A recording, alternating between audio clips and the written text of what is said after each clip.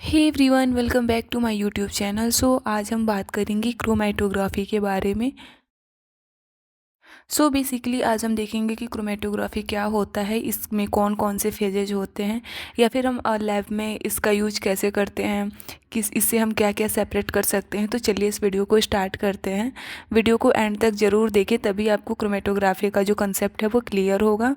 और हाँ, वीडियो पसंद आए तो वीडियो को लाइक और चैनल को सब्सक्राइब करना ना भूलें। तो चलिए स्टार्ट करते हैं। सबसे पहले हम देखेंगे क्रोमेटोग्राफी का ओरिजिन और डिस्कवरी के बारे में कि क्रोमेटोग्राफी जो है वो उसकी डिस्कवरी किसने की थी। तो chromatography was discovered by Mikhail Tsvet, a Russian botanist, in 1903। तो क्रोमेटोग्राफी की डिस्कवरी जो है वो मिखाइल टीस्वेट ने किया था 1903 में। मिखाइल टीस्वेट जो थे वो एक रशियन बॉटनिस्ट थे। उन्होंने क्रोमेटोग्राफी से प्लांट की जो पिगमेंट होते हैं, जैसे कि क्लोरोफिल है, कैरोटीनॉइड्स है या फिर जैंथोफिल है, उसको ईजिली क्या किया, सेपरेट किया था। क्रोमेटोग्राफी टर्म हम देखें तो क्रोमेटोग्राफी टर्म जो है वो उसको तोड़े तो दो टर्म से मिलकर बना है। एक होता है क्रोमेटो। क्रोमेटो का मतलब होता है कलर, और दूसरा होता है ग्राफी। ग्राफी का मतलब होता है टू राइट या फिर रिकॉर्ड। अब हम देखेंगे क्रोमेटोग्राफी के डिफिनीसन के बारे में कि क्रोमेटोग्राफी को हम कैसे इजीली डिफाइन कर सकते हैं। तो chromatography is a separation technique used to separate the component of a mixture based on their different affinities toward a stationary phase and a mobile phase. तो क्रोमेटोग्राफी जो है वो एक तरीके का सेपरेशन टेक्निक है, जिसमें हम क्या करेंगे कि अगर कोई मिक्सचर है और उसमें उसमें वो बहुत सारे कंपोनेंट से वो मिलकर के मिक्सचर बना है, तो हम क्रोमेटोग्राफी की हेल्प से इजीली क्या कर सकते हैं कि उसमें जो भी मिक्सचर है उसे हम सेपरेट कर सकते हैं। उसमें आप देखेंगे तो आपको दो तरीके का फेज दिखाई देगा। एक स्टेशनरी फेज होता है और दूसरा जो होता है वो मोबाइल फेज होता है। ओके, तो इन्हीं दोनों फेज के बेस पे हम जो क्रोमेटोग्राफी के हेल्प से अगर किसी भी मिक्सचर में जो कंपोनेंट होता है उसे हम इजीली सेपरेट कर सकते हैं। अगर आप इसे दूसरे टर्म में डिफाइन करना चाहें तो आप इसे बोल सकते हैं कि chromatography is a technique used to separate, identify and purify components of a mixture. कि क्रोमेटोग्राफी जो है वो एक तरीके का टेक्निक है जिसमें हम किसी भी मिक्सचर के कंपोनेंट को सेपरेट करते हैं, उसे आइडेंटिफाई करते हैं और उसका प्योरीफिकेशन करते हैं। ओके, आई होप आपको यहाँ तक समझ में आया होगा। अभी हमने आपको बताया कि क्रोमेटोग्राफी में जो होते हैं दो तरीके के फेज होते हैं। एक जो होता है वो होता है स्टेशनरी फेज, और दूसरा जो होता है वो होता है मोबाइल फेज। तो स्टेशनरी फेज जो होता है, the phase that remains fixed. Fixed का मतलब कि जो स्टेशनरी फेज होता है उसे हम फिक्स करते हैं। जैसे कि देखा जाए तो ये मान लो आपका हो गया क्रोमेटोग्राफी पेपर। तो इस पर हम क्या करते हैं कि क्रोमेटोग्राफी पेपर लेते हैं और बेस से 2 सेंटीमीटर ऊपर एक हम लाइन खींचते हैं। फिर इसके सेंटर में एक डॉट लगाते हैं जहाँ पे हम जो स्टेशनरी फेज होता है उसको हम वहीं पे फिक्स्ड करते हैं। तो ये यहाँ पे जो हम फिक्स्ड करते हैं वो होता है आपका स्टेशनरी फेज। फिर सेकेंड है आपका मोबाइल फेज। तो मोबाइल फेज क्या होता है, the phase that moves over the stationary phase. कि जो मोबाइल फेज होता है वो मूव करता रहता है स्टेशनरी फेज के ऊपर। जैसे कि जिसको हम जो जार में जो सॉल्यूशन होता है वो मूव करता है इस पेपर के ऊपर से। तो हम क्या करते हैं, इस पेपर को एक जार में हम फिक्स करते हैं इसे, और इसमें जो सॉल्यूशन होता है वो जो ये पेपर का बेस लाइन होता है उसके नीचे तक ही सॉल्यूशन रहता है। तो यही सॉल्यूशन जो होता है वो पेपर के थ्रू ऊपर क्या करता है, मूव करता है। तो ये आपका मोबाइल फेज हो जाएगा। तो ओके, तो जो मोबाइल फेज होगा वो या तो लिक्विड हो सकता है या फिर गैस हो सकता है। बेसिकली अगर वो सॉलिड होगा तो वो मूव करेगा नहीं, या तो आपका लिक्विड मूव करेगा या फिर आपका गैस मूव करेगा। और जो स्टेशनरी फेज होगा वो या तो सॉलिड हो सकता है या फिर लिक्विड हो सकता है। ओके, अब हम यहाँ देखेंगे कि components with higher affinity for stationary phase move slowly. कि अगर जो कंपोनेंट है अगर वो स्टेशनरी फेज के साथ हायर एफिनिटी दिखाता है तो वो बहुत स्लो मूव करेगा। लेकिन अगर वही कंपोनेंट अगर हायर एफिनिटी मोबाइल फेज के साथ दिखाएगा तो वो क्या करेगा, फास्ट मूव करेगा। अगर कोई कंपोनेंट है, अगर वो स्टेशनरी फेज यहाँ पे, ठीक है, स्टेशनरी फेज के साथ अगर हायर एफिनिटी दिखाएगा तो जाहिर सी बात है कि वो बहुत स्लो मूव करेगा। लेकिन अगर वो मोबाइल फेज के साथ हायर एफिनिटी दिखाएगा तो मोबाइल फेज के साथ क्या होगा, जल्दी जल्दी मूव करेगा। ओके, अब हम देखेंगे कुछ टर्मिनोलॉजी के बारे में जो हम क्रोमेटोग्राफी में यूज करते हैं। तो फर्स्ट आया स्टेशनरी फेज। तो स्टेशनरी फेज हमने आपको बताया कि यह जो होता है वो फिक्स्ड होता है, मूवेबल नहीं होता है। फिर देखो हमने बताया आपको मोबाइल फेज। तो मोबाइल फेज जो होता है वो मूव करता है। ओके। अब आता है एनालाइट। एनालाइट को हम क्या बोलेंगे? सैंपल। तो एनालाइट हम किसे कहेंगे? तो द सबस्टेंस बीइंग सेपरेटेड। जिस सबस्टेंस को हम क्या करते हैं? सेपरेट करते हैं, उसे हम एनालाइट बोलते हैं। फिर है एलुएंट। एलुएंट क्या होता है? तो the solvent used as the mobile phase. जिस सॉल्वेंट को हम मोबाइल फेज के रूप में यूज करते हैं उसे हम एलुएंट बोलते हैं। ओके। नेक्स्ट है एलुवेट। एलुवेट क्या होता है? तो solution that comes out during chromatography. जब हम क्रोमेटोग्राफी का प्रोसेस करते हैं तो उसके बाद जो सॉल्यूशन हम सेपरेट करते हैं, जो बाहर आता है, उसी को हम बोलते हैं एलुवेट। ओके। फिर आता है एलुएशन। एलुएशन क्या है? तो the movement of analyte through the stationary phase. Stationary phase के साथ जो एनालाइट यानी कि जो सैंपल हमारा होता है वो ऊपर की तरफ जब मूव करता है तो वो होता है हमारा, उस प्रोसेस को हम बोलते हैं एलुवेशन। ओके। तो एलुवेट क्या होगा कि एलुवेट जो होगा वो क्रोमेटोग्राफी प्रोसेस के दौरान जो सबस्टेंस हमारा बाहर निकलेगा तो उसे हम बोलते हैं एलुवेट, और उस सबस्टेंस को बाहर निकलने का जो प्रोसेस होता है उसे हम बोलते हैं एलुवेशन। और एलुवेंट क्या होता है कि जो मोबाइल फेज के रूप में जो होता है, जिसे हम जार के अंदर भरते हैं, वो मोबाइल फेज के जैसे कार्य करता है, वो हमारा एलुएंट होता है। फिर इसमें नेक्स्ट टर्म आता है आरएफ वैल्यू। आरएफ वैल्यू जिसे हम रिटेंशन फैक्टर बोलते हैं, तो इसको डिटरमाइन करने के लिए बेसिकली एक फार्मूला होता है कि RF value equal to distance travelled by solute upon distance travelled by solvent. Okay. अब हम बात करेंगे टाइप ऑफ क्रोमेटोग्राफी के बारे में कि क्रोमेटोग्राफी जो होते हैं वो कितने प्रकार के होते हैं।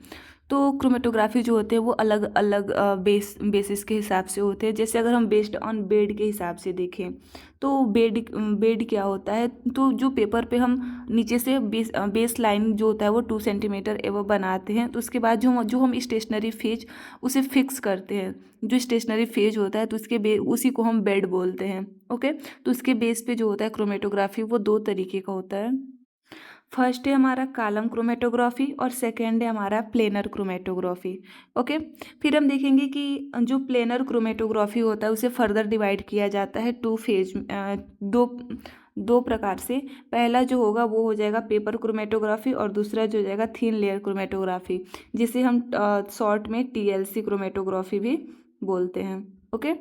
अब सेकेंड जो है वो based on the physical state phases. Physical state phase के बेस पे देखेंगे तो 2 तरीके का क्रोमेटोग्राफी होता है। फर्स्ट जो होता है वो होता है गैस क्रोमेटोग्राफी, और जो सेकेंड होता है वो होता है लिक्विड क्रोमेटोग्राफी। फिर लिक्विड क्रोमेटोग्राफी को फर्दर डिवाइड किया जाता है 2 टाइप्स में। फर्स्ट है हाई परफॉर्मेंस लिक्विड क्रोमेटोग्राफी, जिसे हम शॉर्ट में HPLC भी बोलते हैं। HPLC means high performance liquid chromatography. और जो सेकेंड है वो है super critical fluid chromatography. Third जो क्रोमेटोग्राफी वो है based on the separation mechanism. किस उस क्रोमेटोग्राफी में जो हम सॉल्यूशन को सेपरेट करते हैं उसके मैकेनिज्म के बेस पे जो क्रोमेटोग्राफी जो है उसे 3 पार्ट में डिवाइड किया गया है। फर्स्ट है एफिनिटी क्रोमेटोग्राफी, सेकेंड है ion exchange chromatography. Ion exchange में आप बेसिकली जानते हो कि 2 तरीके का होता है, एक होता है एनायन एक्सचेंज क्रोमेटोग्राफी और दूसरा होता है केटायन एक्सचेंज क्रोमेटोग्राफी, और थर्ड है जेल फिल्ट्रेशन क्रोमेटोग्राफी। बेसिकली आज के लेक्चर में हम जिस क्रोमेटोग्राफी को पढ़ेंगे वो होगा आपका पेपर क्रोमेटोग्राफी और कॉलम क्रोमेटोग्राफी। ओके। तो चलिए डिस्क्राइब करते हैं कॉलम क्रोमेटोग्राफी को और पेपर क्रोमेटोग्राफी को। सबसे पहले हम पढ़ेंगे पेपर क्रोमेटोग्राफी के बारे में। तो पेपर क्रोमेटोग्राफी में क्या होगा कि पेपर यूज होगा, क्रोमेटोग्राफी पेपर जो होगा वो यूज होगा। तो क्रोमेटोग्राफी का डिफिनीशन हमने आपको बता ही दिया। उसमें फेज जो होते हैं स्टेशनरी फेज और मोबाइल फेज वो भी बता दिया। तो डायरेक्टली हम स्टार्ट करेंगे इसके स्टेप्स के, किसे हम कैसे परफॉर्म करेंगे लेबोरेटरी में। ओके। तो पेपर क्रोमेटोग्राफी के लिए हमें क्या चाहिए? सबसे पहले क्रोमेटोग्राफी पेपर चाहिए। तो मान लीजिए ये हो गया हमारा क्रोमेटोग्राफी पेपर। ओके। ये हो गया क्रोमेटोग्राफी पेपर। तो इसमें पहले दिया है कि take filter paper and draw a base line in pencil, ठीक है। तो हमने क्रोमेटोग्राफी पेपर ले लिया। अब हम नीचे से बेस लाइन से क्या करेंगे कि 2 सेंटीमीटर स्केल से माप के फिर उस पर हम एक हॉरिजेंटल लाइन खींचेंगे, ठीक है। फिर हम क्या करेंगे कि इसके सेंटर में एक डॉट लगाएंगे, ओके। ये हो गया हमारा डॉट, ठीक है। अब हम सेकेंड क्या दिया है, place a small drop of sample on base line. अब जो हम सैंपल तैयार किए रहेंगे उसे हम क्या करेंगे, उसका एक स्मॉल ड्रॉप, ओके। तो हमने जो सैंपल लिया था उससे हमने क्या किया कि जो डॉट था उस पर लगा दिया। अब थर्ड क्या दिया है, dip the bottom of paper in the solvent. अब हम क्या करेंगे कि एक गैस जार लेंगे, मान लीजिए ये आपका हो गया गैस जार, ठीक है। तो मैं गैस जार लेंगे और इसमें हम क्या करेंगे, सॉल्वेंट को भरेंगे जो मोबाइल होगा। तो उसमें क्या रहेगा कि आपका सॉल्वेंट रहेगा मोबाइल फेज में, ठीक है। तो ये सॉल्वेंट रहेगा, उसमें हम क्या करेंगे कि क्रोमेटोग्राफी जो पेपर होगा उसको डिप करेंगे। बस ये ध्यान रहे कि जो हम लाइन खींचे हैं 2 सेंटीमीटर एवब, वो जो मोबाइल फेज है उसमें पूरी तरीके से डीप नहीं करना चाहिए, ऊपर रहना चाहिए। और ऊपर हम क्या करेंगे कि जो वॉच ग्लास होगा उससे हम इसे पेपर को उसमें दबा देंगे, ठीक है। फिर उसे ढक के हम क्या करेंगे कि 7-8 घंटे के लिए छोड़ देंगे, ठीक है। तो नेक्स्ट क्या दिया है कि solvent moves upward bye capillary action carrying the components. तो फिर क्या करेगा, जो मोबाइल फेज होगा ये क्या करेगा, ऊपर की तरफ मूव करेगा कैपिलरी एक्शन के थ्रू में। और अपने साथ ही जब ये मोबाइल फेज ऊपर जाएगा तो जो स्टेशनरी फेज में जो कंपोनेंट होंगे वो भी क्या होंगे, धीरे धीरे मोबाइल फेज के साथ ऊपर की तरफ क्या करेंगे, मूव करेंगे, ओके। फिर फिफ्थ नंबर दिया है कि different component separates into coloured spot, कि जो डिफरेंट कंपोनेंट होंगे वो अलग अलग कलर में, इसमें जो भी कंपोनेंट होंगे वो क्या होंगे कि अलग अलग कलर में आपको ऊपर की तरफ मूव करते हुए दिखाई देंगे, ठीक है।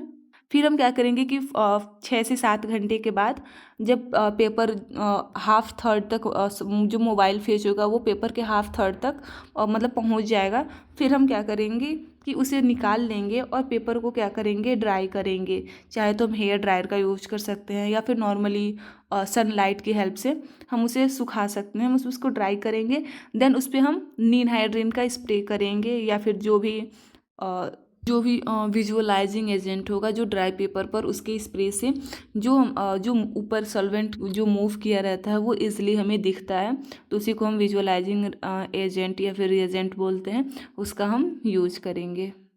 तो आइए हम पेपर क्रोमेटोग्राफी को डायग्राम की हेल्प से समझते हैं। तो मान लीजिए ये आपका क्रोमेटोग्राफी पेपर हुआ, इसमें आपने नीचे से 2 सेंटीमीटर एवं आपने बेस लाइन खींचा, बीच में उसको एक डॉट लगाया जहाँ पे आप स्टेशनरी फेज को क्या करोगे, फिक्स करोगे, ठीक है। इतना रेडी हो गया। फिर हम क्या करेंगे, इसको जार में, ये आपका मोबाइल फेज है, और जब आप क्रोमेटोग्राफी पेपर को उसमें डीप करोगे तो क्या करना कि जैसे ये दिखा रहा है जैसे कि जो बेस लाइन है वो क्या हुआ है कि मोबाइल फेज में पूरी तरीके से डीप नहीं हुआ है, उसके ऊपर है। तो ऐसे डीप करोगे, फिर क्या करोगे, उसको ढक दोगे, फिर क्या 7-8 घंटे के लिए छोड़ दोगे। फिर जो मोबाइल फेज जब धीरे धीरे पेपर से ऊपर जाएगा तो अपने साथ ही जो स्टेशनरी फेज के पास जो कंपोनेंट है जिन्हें हमें सेपरेट करना है वैसे ही अलग अलग कलर में वो ऊपर की तरफ आपको दिखाई देंगे। फिर जब उसको निकाल के ड्राई करके और विजुअलाइजिंग एजेंट का उस पर जब स्प्रे करोगे तो तब आपको बेसिकली वो कंपोनेंट जो होंगे वो ऐसे आपको दिखाई देंगे, ओके। फिर इन कंपोनेंट का क्या करोगे, डिस्टेंस मापोगे और जो आपका मोबाइल फेज जहाँ तक चढ़ा होगा उसको मापोगे और फिर आप अपना RF वैल्यू क्या करोगे, ईजिली कैलकुलेट कर लोगे।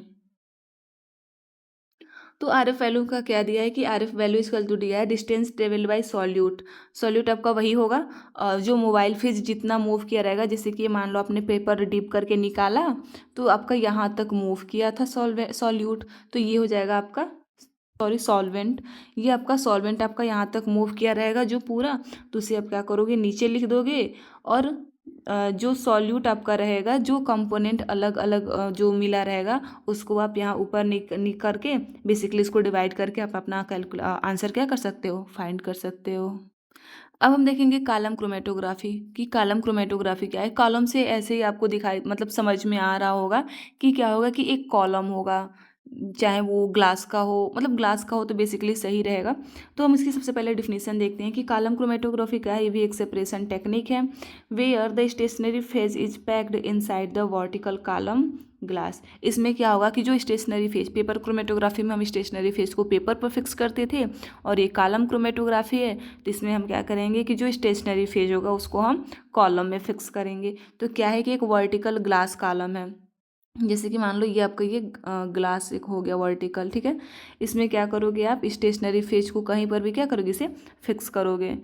And and the mobile phase flow through it's separate component of a mixture based on the differential absorption. ठीक है, तो हम क्या करेंगे कि कॉलम में और स्टेशनरी फेज को फिक्स कर देंगे, और जो मोबाइल फेज होगा इसे बाद में हम क्या करेंगे, इसे बाद में ऊपर से हम इसमें क्या करेंगे, फ्लो करेंगे। ठीक है, तो इस जब हम ऊपर से इसमें मोबाइल फेज को फ्लो करेंगे तो जो कंपोनेंट हमें सेपरेट करना होगा वो क्या होगा कि ये मोबाइल जो फेज जो ये स्टेशनरी फेज होगा इससे थ्रू होते हुए क्या होगा, नीचे की तरफ आएगा, और नीचे हम क्या करेंगे, नीचे हम क्या करेंगे कि कोई सा भी कंटेनर लगा के, और जो सॉल्यूट आएगा उसे हम क्या करेंगे, उसे अ, एक जगह इकट्ठा कर लेंगे। ओके, तो इसके स्टेप्स को देखते हैं कि इसे हम लेबोरेटरी में कैसे परफॉर्म कर सकते हैं। तो फर्स्ट है fill a glass column with stationary phase. जैसे कि हमने आपको बताया कि हम क्या करेंगे, कॉलम लेंगे और उसमें स्टेशनरी फेज क्या करेंगे, भर देंगे। ये मान लो आपका स्टेशनरी फेज हो गया। Okay, add solvent to form a uniform packed bed, no air bubbles. इसमें क्या होना चाहिए कि एक भी एयर बबल्स नहीं बनना चाहिए। Add sample mixture at the top. ठीक है, तो हमने क्या किया, जो स्टेशनरी फेज है उसे हमने टॉप पे उसे क्या कर दिया, फिक्स कर दिया। Start adding mobile phase two allow separation. अब जब तक हम इसमें मोबाइल फेज इसमें ऐड करेंगे नहीं, तब तक जाहिर सी बात है कि जो सेपरेशन होगा वो स्टार्ट नहीं होगा। तो फिर हम क्या करेंगे कि इसमें मोबाइल फेज ऊपर से क्या करेंगे, इसमें हम ऐड करेंगे। फिर जैसे जैसे ये मोबाइल फेज आएगा अपने साथ ही कंपोनेंट को क्या करेगा, नीचे की तरफ लाएगा, जहाँ पे हम कोई सा भी कंटेनर लगा के क्या करेंगे, इस कंपोनेंट को इकट्ठा कर लेंगे। ठीक है, फिफ्थ नंबर दिया है कि component separated into band inside the column. कि जो कंपोनेंट होगा, जैसे कि जब मोबाइल फेज ऊपर से हम डालेंगे तो इसके अंदर जो स्टेशनरी फेज से जो कंपोनेंट बाहर निकलेंगे ये आपके क्या होंगे, अलग अलग बैंड के रूप में। जैसे कि ये हो गया, फिर आप देखोगे कि यहाँ पे आपका दूसरा हो गया।